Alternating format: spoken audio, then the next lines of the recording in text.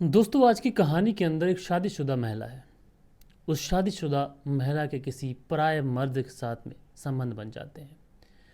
उसके बाद में एक दिन वो अपने प्रेमी से कहती है कि देखो, जो सुख मुझे तुमसे प्राप्त होता है वो मुझे मेरे पति से कभी प्राप्त नहीं होता। क्यों ना तुम ऐसा करो कि मेरे पति का कत्ल कर दो। लेकिन जब तुम मेरे पति का कत्ल करो तो एक एक मंजर मैं वीडियो कॉल पर देखना चाहती हूँ। यकीन मानिए दोस्तों, जब आप लोग इस पूरी कहानी को सुनेंगे तो आप लोग अपने दांतों तले उंगलियां दबा लेंगे कि कोई महिला आखिरकार इतनी ज़्यादा क्रूर कैसे हो सकती है। रात के 10 बज चुके हैं। मैं हूं आप सभी का अपना शाहबाज मलिक और हाजिर हूं आप लोग के सामने फिर से एक क्राइम की कहानी को लेके, एक क्राइम की घटना को लेके। तो फिर चलते हैं, सीधा सीधा इस कहानी का रुख करते हैं। दरअसल 1 जनवरी साल 2025 को चित्रकूट के अंदर एक गांव पड़ता है, पटोरा गांव। इसी पटोरा गांव के पास में एक रेलवे ट्रैक है। वहीं से कुछ लोग पुलिस को फ़ोन करते हैं। फ़ोन करने के बाद में कहते हैं कि साहब इस तरीके से पटोरा गांव के पास में जो रेलवे ट्रैक है, उसी रेलवे ट्रैक पर किसी व्यक्ति की डेड बॉडी पड़ी हुई है। अब जैसे ही पुलिस को इस तरीके की इन्फॉर्मेशन मिलती है, पुलिस तुरंत घटनास्थल वाली जगह पर पहुंचती है। लेकिन जब पुलिस वहां पर पहुंचती है और जब डेड बॉडी को देखती है तो एकदम से सन्न रह जाती है। दरअसल जो डेड बॉडी थी ये 2 हिस्सों में कटी हुई थी। देखने से साफ लग रहा था कि शायद ये व्यक्ति रेलवे ट्रैक पर ट्रेन के नीचे आ गया और इसकी वजह से इसकी मौत हो गई। क्योंकि देश के अंदर ऐसे बहुत सारे लोग हैं जो सुसाइड करते हैं रेलवे ट्रैक पर जाकर, जबकि इंसान को ये सोचना चाहिए कि सुसाइड किसी भी समस्या का कोई हल नहीं होता। बहरहाल पुलिस यहाँ पर डेड बॉडी को अपनी कस्टडी में लेती है, घटनास्थल को बहुत ही बारीकी से चेक करती है। लेकिन इस बार जब पुलिस घटनास्थल को बहुत बारीकी से चेक कर रही थी तो पुलिस को यहाँ पर कुछ अजीब सा दिखाई पड़ता है। दरअसल घटनास्थल पर कुछ शराब के गिलास थे, कुछ चकना वगैरह होता है उसके कुछ पैकेट, कुछ रैपर्स वहाँ पर पड़े हुए थे। यानी देखने से ऐसा लग रहा था कि शायद पहले इस रेलवे ट्रैक पर पार्टी की गई है। लेकिन अगर कोई मरने वाला व्यक्ति सुसाइड करने के लिए आएगा तो भला वो क्यों पार्टी करेगा। और जो गिलास है वो बता रहे हैं कि यहाँ पर एक नहीं बल्कि कई लोग थे। उसके बाद में पुलिस वाले इस व्यक्ति का पता लगाते हैं कि ये व्यक्ति कौन है, कहाँ का रहने वाला है। साफ हो चुकी थी बात कि ये मामला सुसाइड का नहीं है बल्कि हत्या की गई है। उसके बाद में पुलिस इस व्यक्ति का पता लगाती है तो पता चलता है इस व्यक्ति का नाम रामकरण है। रामकरण जिसके पिता का नाम है राम रतन और इसकी पत्नी का नाम है सुनैना। लिहाजा उसके बाद में पुलिस वाले राम रतन को सूचना भिजवाते हैं कि तुम्हारे बेटे रामकरण की इस तरीके से इस गांव के पास में फला फला जगह पर डेड बॉडी मिली है। लिहाजा राम रतन और सुनैना तुरंत घटनास्थल वाली जगह पर पहुंचते हैं। डेड बॉडी को देखकर ज़ारों कतार रोने लग जाते हैं।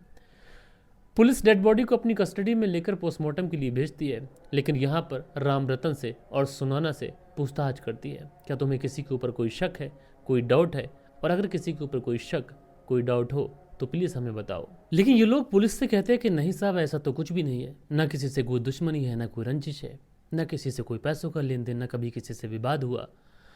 जो रामकरण था ये बहुत सीधा साधा व्यक्ति था, तो ऐसे कैसे कह दिया जाए कि साहब उसकी किसी से कोई दुश्मनी थी। लिहाजा उसके बाद में सुनैना से पूछा जाता है कि तुम्हारे पति घर से कब निकले थे। तो सुनैना बताती है कि नए साल पर उसके पति ने सोचा कि नई जैकेट खरीद लाएं, इसलिए वो जैकेट लेने के लिए मार्केट गए हुए थे। उसके बाद से लौट कर नहीं आए। हालांकि उसके बाद में जब राम रतन जो पिता होते हैं उनसे पूछताछ की जाती है तो राम रतन कहते हैं कि साहब उसके बेटे की किसी और ने हत्या नहीं की है, बल्कि मुझे पूरा शक है कि जो मेरी बहू सुनैना है और उसका एक प्रेमी है विनोद, इन लोगों ने ही मेरे बेटे की हत्या की है। अब जैसे ही ये बात राम रतन कहते हैं कि उनके बेटे रामकरण की हत्या उनकी बहू और उसके प्रेमी के द्वारा की गई है, अब पुलिस को एक एक्सक्यूज़ मिल चुका था। पुलिस को एक ऐसा मोटिव मिल चुका था कि जिसके थ्रू पुलिस अब इन्वेस्टिगेशन कर सकती थी। लिहाजा पुलिस वाले अब ऐसा करते हैं कि ससुर के कहने पर सुनैना को उठाते नहीं हैं, लेकिन सुनैना के मोबाइल की कॉल डिटेल्स चेक करते हैं। क्योंकि अगर ससुर की बातों में थोड़ी बहुत भी सच्चाई होगी तो कॉल डिटेल से साफ हो जाएगी। और जब पुलिस कॉल डिटेल्स वगैरह चेक करती है तो पुलिस को पता चलता है कि सुनैना ने एक नहीं बल्कि अनगिनत बार जो विनोद है उसके साथ में वीडियो कॉल पर बातचीत की है।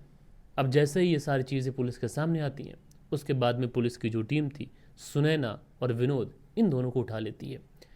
इन दोनों को उठाने के बाद में जब इन दोनों को पुलिस थाने लेके जाती है तो शुरुआत में ये दोनों इधर उधर की बातें बताते हैं। लेकिन पुलिस वाले जब इनकी मेहमान नवाजी करते हैं फ्रंट सीट पर बैठाकर, तो ये दोनों आखिरकार अपना जुर्म कबूल करते हैं। और उसके बाद में जो कहानी सुनाते हैं, उस कहानी को सुनने के बाद में दोस्तों कुछ देर तक तो जो पुलिस वाले होते हैं वो इन दोनों के चेहरे को ही देखते रहते हैं। दरअसल जो कहानी इन लोगों ने सुनाई, उस कहानी के हिसाब से जो राम रतन थे, ये पेशे से हकीम थे, जो कि बिसंडा थाने के चौसर गांव के रहने वाले थे। राम रतन का बेटा था रामकरण। रामकरण भी पिता की जो पुश्तैनी काम था उसी काम में हाथ बटाया करता था, उन्हीं के पास उनके क्लिनिक पर जाकर बैठा करता था। राम रतन की उम्र शादी की होती है, इसलिए अब शादी के लिए राम रतन की लड़की देखना शुरू की जाती है। आखिरकार जो सुनैना थी ये चित्रकूट की रहने वाली थी, देखने में भी बहुत ज़्यादा खूबसूरत थी, पढ़ी लिखी थी, इसलिए जो सुनैना थी ये रामकरण के लिए पसंद आ जाती है। उसके बाद तमाम रीति रिवाजों के हिसाब से रामकरण और सुनैना की शादी कर जाती है। शादी होने के बाद में सुनैना जो थी वो रामकरण के साथ में अच्छी खासी ज़िंदगी बिताना शुरू करती है। धीरे धीरे वक्त गुजरता है और वक्त गुजरने के साथ में सुनैना और रामकरण को 2 बच्चे भी हो जाते हैं, एक बेटा और एक बेटी। जो सुनैना थी ये घर का कामकाज किया करती थी, परिवार को अच्छे से लेके चला करती थी। जो रामकरण था ये पिता के साथ यानी राम रतन के उसके जो पिता थे उनकी दुकान जो थी पंसारी की, उसी पे जाके बैठ जाया करता। इसी से इनके परिवार का भरण पोषण चलता। धीरे धीरे वक्त गुजरता रहता है। जो सुनैना थी उसकी उम्र लगभग 40 वर्ष के आसपास हो चुकी थी, यानी आप समझ सकते हैं कि एक लंबा समय उसने अपने पति के साथ ज़िंदगी बिताई थी। बच्चे बड़े हो चुके थे, बेटी स्कूल वगैरह जाया करती थी, कॉलेज वगैरह, और जो बेटा था वो काम करने के लिए शहर चला गया था। अब ऐसे में ससुर और जो पति थे वो दुकान पे बैठा करते थे, बेटी कॉलेज चली जाया करती थी, बेटा ऑलरेडी शहर में है, तो ऐसे में सुनैना घर पर अकेली रहा करती थी। और दोस्तों बड़े बूढ़ों की कहावत है कि अकेला जो मन होता है वो शैतान का घर होता है, और सुनैना के साथ भी ऐसा ही होता है। दरअसल सुनैना जब घर पे अकेली हुआ करती थी तो पड़ोस में अक्सर बैठने के लिए चली जाया करती थी, और ऐसे ही पड़ोस में एक रिश्तेदार के घर विनोद नाम का व्यक्ति आया करता था। विनोद जब इस सुनैना को देखता है तो उसकी खूबसूरती का कायल हो जाता है। उसके बाद में मीठी मीठी बातें करना शुरू करता है और वो किसी तरीके से अपनी बातों के जाल में सुनैना को फंसा लेता है। उसके बाद में सुनैना और विनोद के बीच में अनैतिक संबंध शुरू होते हैं। सुनैना जब कभी भी उसके घर पे कोई नहीं होता उस विनोद को बुला लेती, कभी विनोद से मिलने के लिए खुद जंगल चली जाती। इसी तरीके से सब कुछ चलता रहता है। लेकिन दोस्तों कहावत है कि ये चीज़ें छुपाए छुप नहीं पाती। इश्क और मुश्क ये चीज़ें कितना ही इंसान छुपाए छुप नहीं पाती। और आखिरकार एक दिन सुनैना और विनोद को उसका पति रामकरण रंगे हाथों पकड़ लेता है, और जब वो रंगे हाथों पकड़ता है तो अपनी पत्नी की बड़ी ही बेरहमी के साथ में पिटाई कर देता है। ना कि वो अपनी पत्नी की पिटाई करता है, बल्कि उसके आने जाने पर भी बहुत सारे सेंसस लगा देता है, यानी उसको बाहर आने जाने की बंदिश लगा देता है। इधर ये बात जो थी वो धीरे धीरे पूरे गांव के अंदर पता चल चुकी थी, और गांव से होते होते ये बात जो ससुर राम रतन थे उन तक भी पहुंच चुकी थी। उधर विनोद के पिता ने भी विनोद को समझाया कि देखो तुम्हें उस महिला से मिलने की कोई भी ज़रूरत नहीं है। हालांकि विनोद अपने पिता से ये कहता है कि ठीक है पिताजी मैं कभी नहीं मिलूंगा, लेकिन जब कभी भी सुनैना से मिलता तो उसकी खूबसूरती का दीवाना हो जाता और अपने पिता की हुई बातें सब कुछ भूल जाता। धीरे धीरे वक्त गुजरता है। वक्त गुजरने के साथ में सुनैना जो अपने पति की बंदिशों से बहुत ज़्यादा ऊब चुकी थी, उसका पति काम पे से घर बार बार चक्कर लगाता था, कहीं ऐसा तो नहीं कि घर पे कोई कर्मकांड चल रहा हो। लिहाजा उसके बाद में सुनैना एक दिन अपने प्रेमी इसी विनोद से कहती है कि अब वक्त आ गया है कि तुम उसके पति का कत्ल कर दो। अब विनोद जब ये बातें सुनता है एकदम से आग बबूला हो जाता है, कहता है कि तुम किस तरीके की महिला हो, तुम अपने पति की हत्या कराने की बात कर रही हो। लेकिन सुनैना रोने लग जाती है। वो कहती है कि मैं किसी और के लिए नहीं कर रही हूँ, बल्कि तुम्हारे लिए कर रही हूँ। मैं नहीं चाहती कि मेरे और तुम्हारे बीच में कोई आए। जब भी मेरा तुमसे मिलने का मन होता है मेरा पति उसमें बाधा बनता है। अब बताओ मैं क्या करूँ। आखिरकार किसी तरीके से वो विनोद को अपनी मीठी चुपड़ी बातों में फंसा लेती है। उसके बाद कत्ल की प्लानिंग होती है, लेकिन प्लानिंग इस तरीके से रची जाती है किसी भी तरीके से ये कत्ल नहीं लगना चाहिए, महज एक एक्सीडेंट लगना चाहिए। इसी के तहत 1 जनवरी साल 2025 को जो विनोद था ये कॉल करता है रामकरण को, और कॉल करने के बाद में कहता है कि देखो जो कुछ भी हुआ मुझसे मैं उसकी माफ़ी चाहता हूँ, और आइंदा से मैं ऐसा कुछ नहीं करूँगा, भैया मुझे माफ़ कर दो। रामकरण कहता है कि ठीक है माफ़ कर दिया, लेकिन मेरे परिवार से तुम दूर रहो। लेकिन रामकरण को एक बुरी आदत थी, वो शराब पिया करता था, और शराब पीकर ही अक्सर अपनी पत्नी की पिटाई किया करता था। अब जो विनोद था वो कहता है रामकरण से, देखो मैं ऐसे माफ़ी नहीं मांगूंगा, अगर वाकई में तुमने मुझे माफ़ कर दिया है तो मेरे साथ में एक दारू की पार्टी कर लो। अच्छा, रामकरण जब दारू का नाम सुनता है तो एकदम से तैयार हो जाता है। उसके बाद में ये लोग पहुंच जाते हैं जो पटौरा गांव है वहीं रेलवे ट्रैक पर, और वहां पर बैठकर पहले तो खूब ज़्यादा शराब पीते हैं, और शराब पीने के बाद में जब रामकरण बिल्कुल बेसुध हो जाता है तो उसके बाद में जो विनोद था वो रामकरण की पत्नी सुनैना को कॉल करता है, और कॉल करने के बाद में कहता है कि देखो सुनैना, तुम्हारा पति बिल्कुल बेसुध हो चुका है, और सुनैना ने पहले ही विनोद से कहा था कि जब तुम उसके पति की हत्या करो तो मुझे वीडियो कॉल पे दिखाना, क्योंकि वो जिस तरीके से मुझे मारता है मैं भी देखना चाहती हूँ कि जब तकलीफ होती है तो वो कैसा महसूस करेगा। और उसके बाद में वीडियो कॉल पे वो देखती रहती है, और रामकरण का कत्ल जो है वो विनोद करता रहता है। पहले पत्थर से उसके सर को कचलता है और उसके बाद में उसकी डेड बॉडी को रेलवे ट्रैक पर डालकर वहाँ से 9-2-11 हो जाता है।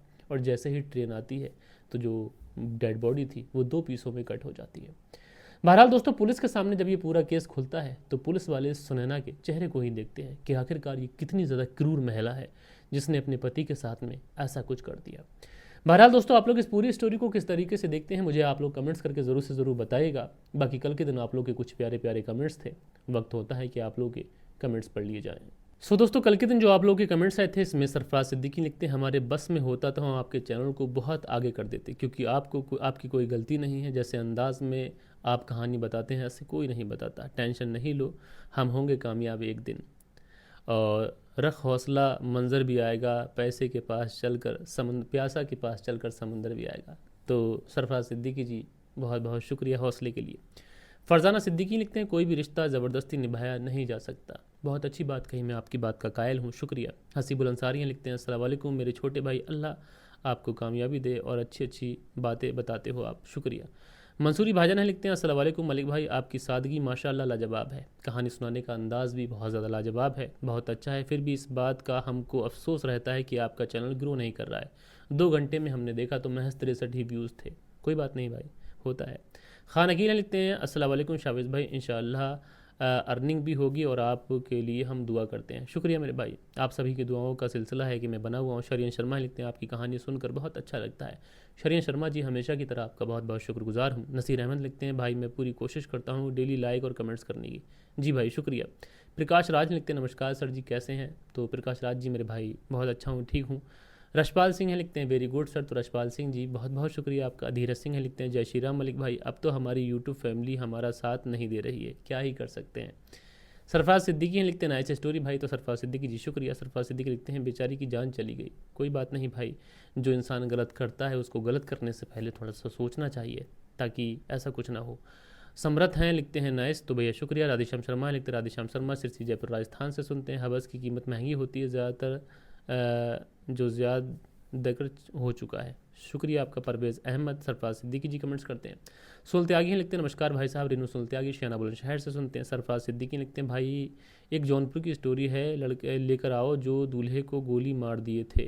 तो मैं कल इस स्टोरी को कवर करूँगा। मंसूरी भाईजान हैं लिखते हैं, नसीर अहमद, अस्सलाम वालेकुम शाविज़ भाई, कैसे हैं आप? तो नसीर अहमद जी शुक्रिया। अशबा जी हैं लिखती हैं, अस्सलाम वालेकुम शाविज़ भाई, लोगों को अगर अपने पार्टनर के बाद में पसंद नहीं आता तो छोड़ क्यों नहीं देते, मारना क्या ज़रूरी है?